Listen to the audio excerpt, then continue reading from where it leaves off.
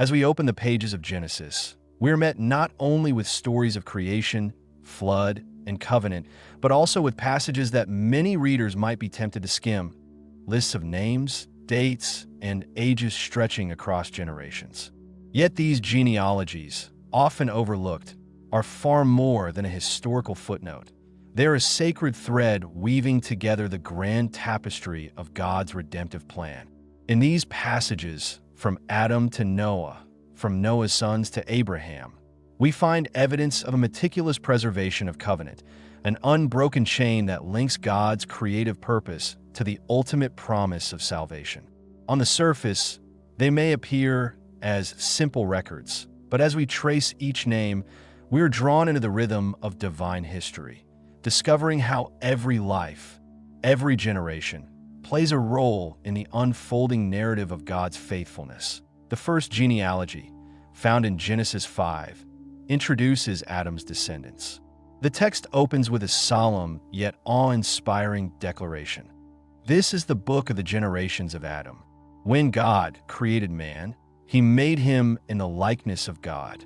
Male and female, he created them, and he blessed them and called their name Adam, in the day they were created. Genesis 5 verses 1 to 2. These opening verses remind us that genealogy is never merely human record-keeping. It begins with God's action, his blessing, and his intention. Every individual listed afterward inherits not only a place in history, but a connection to divine purpose. Each name is a marker of life, continuity, and fidelity to the Creator, carrying the weight of human responsibility alongside the promise of divine oversight. Tracing Adam's lineage to Seth, we read that Adam fathered a son in his own likeness, after his image, and named him Seth, Genesis 5 verse 3.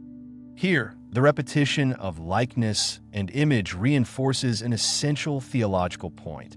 Humanity is created in God's image, and this image-bearing continues through generations. Genealogy, in this sense, is not a cold list.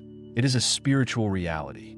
Each life listed is an opportunity for divine intention to unfold, a vessel through which God preserves covenantal hope.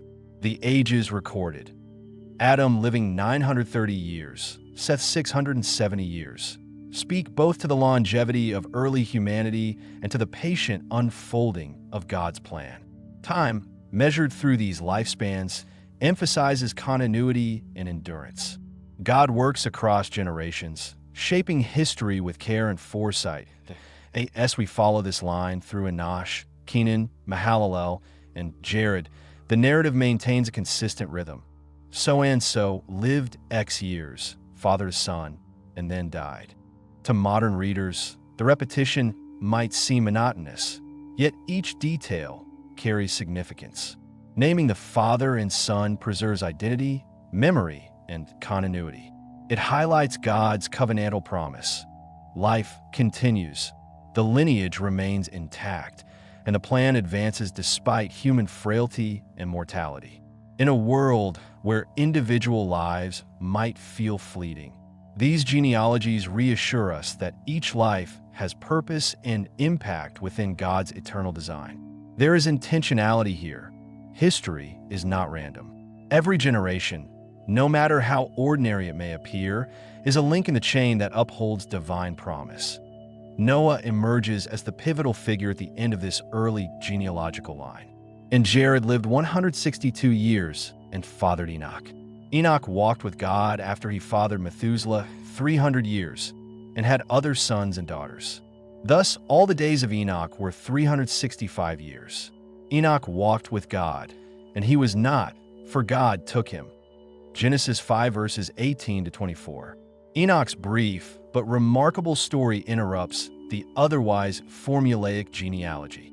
Here is a man distinguished not by length of years, but by quality of relationship with God. His walk with God symbolizes the spiritual ideal toward which each generation is drawn.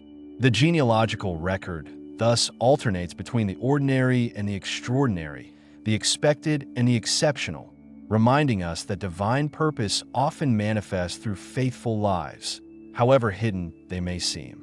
Noah's own genealogy is more than personal detail. It introduces a new covenantal chapter.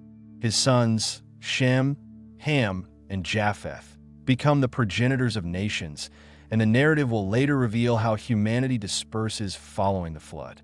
Each name carries geographic, cultural, and theological significance. The genealogies are not just chronological markers. They're maps of divine providence, tracing the movement of God's covenant through history. They reveal how God preserves promise through adversity, ensuring continuity even amid judgment and renewal. The flood, which appears as a catastrophe, is also a purification, preparing the way for a renewed humanity aligned with God's intentions. In this sense, the genealogy is inseparable from the larger story of redemption, linking the individual to the collective, the temporal to the eternal. Moving beyond Genesis 5, the genealogies in chapter 10, often called the Table of Nations, expand our view to the dispersion of Noah's descendants across the earth. Here, Shem, Ham, and Japheth are not merely names. They become representative lines, shaping the history of nations. Each city founded, each lineage recorded, conveys the careful unfolding of God's plan, even when it intersects with human ambition, migration, and cultural diversity. The biblical narrator is careful to preserve both inclusivity and precision. In tracing these lines, we gain perspective on God's sovereignty over human history. We see that nations, languages, and peoples are not random accidents, but part of a grand, divinely orchestrated plan.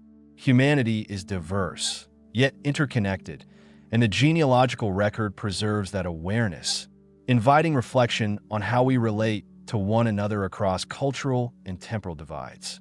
The genealogical narrative culminates in the lineage leading to Abraham, and here the theological significance becomes particularly pronounced.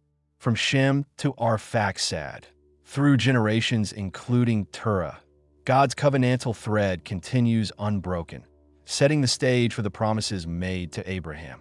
Now the Lord said to Abram, "Go from your country and your kindred and your father's house to the land that I will show you." Genesis 12, verse 1. The meticulous preservation of names up to this point underscores a critical truth.